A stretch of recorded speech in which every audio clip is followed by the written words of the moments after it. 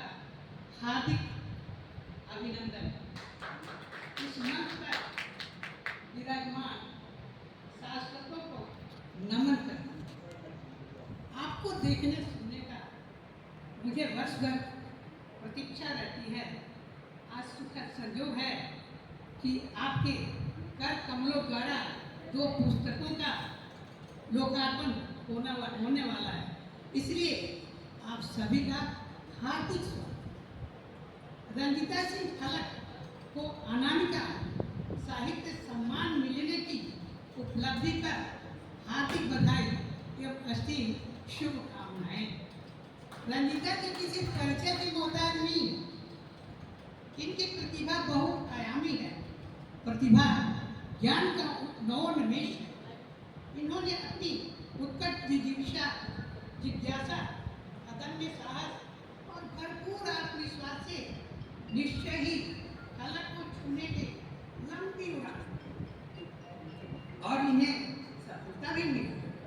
मस्तिष्क की उर्वर भूमि पर सर्जन के बीच अंकुरित होते हैं। पिता प्रोफेसर थे, साहित्यकार थे, राजनीतिज्ञ थे, जाने माने पत्रकार भी थे।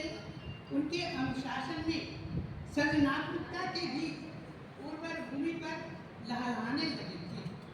कम उम्र में रंजीता सिंह ने नए नए प्रतिमानों को स्वयं अपने हुनर से गढ़ा है। उन्होंने अपने आत्मविश्वास और आत्मनिर्भरता से नई दिशा, नए भाव, नई शब्दावली को रेखांकित करने का भरपूर प्रयास किया है। इनके जीवन जीने की कला का व्यापक दृष्टिकोण अनुप्राणित है। ये लेखिका है, कवित्री है, उनकी संपादिका है, पत्र लेखन कला में सिद्धार्थ है। ये संस्मरण भी लिखती है।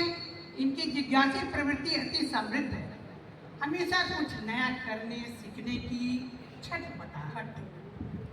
लेखक निष्ठा, लगन, सकारात्मकता और ओजस्विता से लबरेज जो इन्होंने सर्वदा आगे बढ़ने के लिए प्रोत्साहित करती है।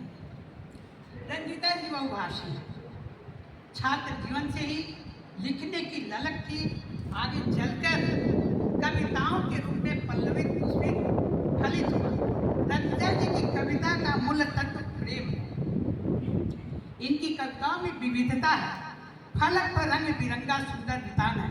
जहाँ एक और प्राचीन में उषा सुंदरी का राग अनुराग से भरा फलक है, वहाँ दूसरी तरफ प्रभात का अपना हेमकुंड भी ठलका रहा है। तीसरी तरफ कलम में आग है, तो चौथी तरफ लालिमा से भरा पश्चिम का मुस्कुराता सूर्य है। उदय और अस्त से बिल्कुल एक नया सौंदर्य, नई स्थिरता, मुस्कुराहट, सौम्यता उनके लेखन की विशेषता है। रंजीता जी ने बहुत नजदीकी से स्त्रियों के शोषण और अत्याचार को देखा है। संवेदनशील हृदय में स्त्रियों के दुख दर्द, पीड़ा की अभिव्यक्ति की छटपटाहट, कुलबुलाहट, कसमसाहट थी जो इन्हें चैन से सोने नहीं देती थी। जब उन महिलाओं के नारकीय जीवन से मुक्ति का प्रश्न उठता है, तब उनका मन ममत्व और करुणा से भर जाता था। नारी विमर्श की यह संवेदनाएं उनकी रचनाओं में उभर कर आई। इस दयनीय स्थिति और नारियों के जीवन से मुक्ति के लिए बढ़कर आगे बढ़ने की और कुछ उनको प्रोत्साहित करती थी, मगर वह स्त्रियां पिंजर बद्ध थी। महिला थाना में चक्कर लगाना समाज में चरित्रहीन बनना था।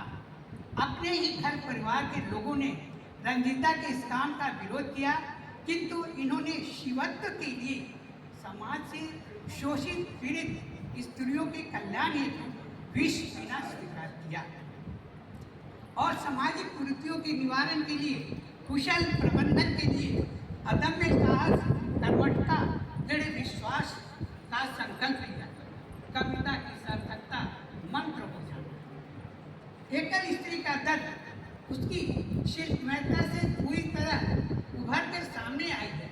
अनेक प्रश्न बार बार मन को प्रेरते हैं, मन का संताप, समाज की समस्त उलाहनी, सगे संबंधियों का सम्मिलित तिरस्कार और दुष्चरित्रता के छन्नाटेदार तमाचे की तरह लगते हैं। खासकर ऐसी विषम परिस्थितियों में जब कोई अकेली लड़की संपूर्ण आत्मबल के साथ खड़ी होती है तो उसका स्वागत